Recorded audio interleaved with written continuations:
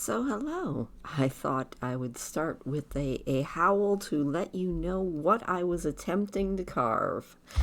Um, Doing a voiceover on this one because, hey, why not? And hopefully you'll enjoy it. I'm going to add a little bit of music maybe too. All right, now even with some music. And we can watch me. I decided to carve my pumpkin this year. Sorry about how tore up the house looks, but it was a lot of fun. Every year, about this time, Smokey, Steve, and Mark, who have a wonderful channel, by the way, do a live pumpkin carving. And I thought that I would join in this year again, and this time do something a little bit more ambitious than I did last year. Last year I did a couple of pumpkins and I used stencils that I bought at the store, but this year I thought I'd actually try to draw my own. So, is it the best drawing ever? Probably not, but it's probably not the worst either. So, and then I thought, well, you watch me attempt to scoop the guts out of this pumpkin and carve the pumpkin, even though you've probably heard it a million times before, we would talk about the origin of pumpkin carving because I thought it was really interesting. And, you know, I've never told you about it, so even if you've heard it before, I figured, what the heck. So, as per the History Channel and far too many other different websites that I found, pumpkins with ghoulish faces that are illuminated by candles are kind of an ancient practice. It was actually brought about back in, I think, like 2,000 years ago now. I mean, they're saying that it has been around for about that long. Of course, back then, it was large turnips that were being carved out. And the name Jack-o'-lantern comes from an Irish folktale about a man named Stingy Jack. Okay, so the legend of Stingy Jack. So, according to the story, Stingy Jack invited the devil in to have a drink with him. And true to his name, Stingy Jack didn't want to pay for his drinks, so he convinced the devil to turn himself into a coin that Jack could use to buy their drinks. And once the devil did so, Jack decided to keep the money and put it in his pocket next to a silver cross, which kept the devil from changing back into the devil. Eventually, Jack freed the devil under the condition that the devil would not bother Jack for a year, and if Jack would die, that the devil couldn't claim his soul. The next year, Jack again tricked the devil into climbing a tree to pick some fruit. While he was up in the tree, Jack carved the sign of a cross into the tree bark so that the devil couldn't come down until the devil promised Jack not to bother him for another 10 years. So in this story, definitely already we're seeing that once again the devil is just characterized as being really, really not all that bright. But then again, that's why this is a legend. So yeah. In the meantime, I am in there just getting a mess everywhere, which makes me happy that I don't have white carpet or any form of carpet down on my floor right now. Yeah, we're still getting the insulation and the beadboard and all of that up, but it's coming along. The big pile of wood that you see over there in the corner is all of the trim pieces that have to go back up once we're done. It's gonna be hopefully by the end of the week. I mean, it's a lot. So yeah, I was trying to get all of the guts out of the pumpkin, and it eventually worked, but oh my goodness. So as you can see also, if you're looking at my computer, neither of my screens are showing Smokey, Steve, and Mark yet because I decided to be smart this year and at least get the pumpkin gutted and get my stencil drawn on, because Smokey, Steve, and Mark only stream for about an hour.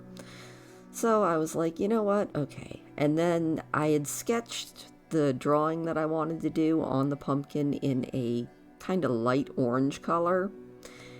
And then I'm going over it with a Sharpie because I'm not saying that I would forget which line I actually liked, because I had to scribble a few out and do a couple other things with my original sketch, but okay, I probably would have drawn on or carved the wrong lines if I didn't go over it with black. And then I kind of scribbled all over just to let myself know that the scribbly parts are the parts that need to be cut out.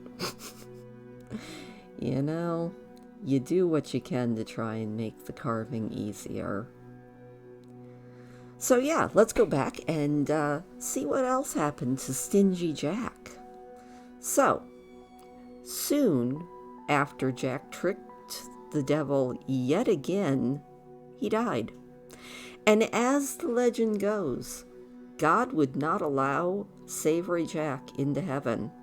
And the devil, who was very upset by all the tricks that Jack had played on him, kept his word and didn't claim his soul and wouldn't let Jack go, to his realm.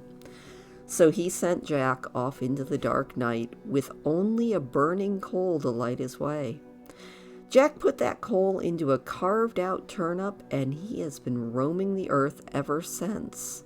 The Irish began to refer to the ghostly figure that they had seen as Jack of the Lantern, and then simply as Jack-o'-lantern. In Ireland and Scotland, people began to make their own versions of Jack's lanterns by making scary faces in turnips or potatoes and placing them in windows to frighten away Stingy Jack and any other wandering evil spirits. In England, large beets were used. Immigrants from England and Ireland and Scotland brought the jack-o'-lantern tradition with them to the United States, and they soon found out that pumpkins were even better than beets or turnips or potatoes, especially since they're pretty much hollow. So yeah, that is the story of how the jack-o'-lantern got its name. And now we're going to see if I can actually make my jack-o'-lantern look like a wolf. I mean, I think it turned out okay. Not fantastic. I think my very first sketch that I did on paper came out better. But then again, I also think that that's because paper is flat. And I am learning slowly that drawing on a 3D surface is completely different than drawing on a flat piece of paper. Although this did kind of inspire me to maybe try carving some other things. I might try carving soap this winter and just see if that works out, because it was a lot of fun. I mean, I always have fun doing the pumpkin carving, but I've never really tried anything other than a regular pumpkin face or a stencil that I bought from a store. So, yeah, I thought that this was a lot more fun, honestly. Anyway, I'm going to shut up for a minute and we're going to listen to Maestro Tikal from the YouTube audio library, which I thought was a proper spooky sound.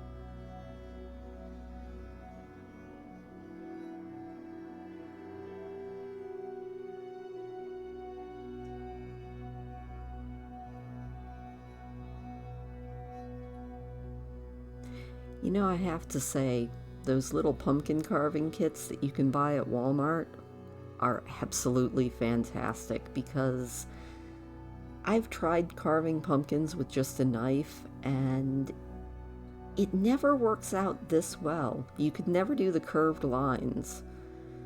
especially when you consider that I think I bought that pumpkin carving kit last year, and it came with stencils and everything, and I think it was only like $5.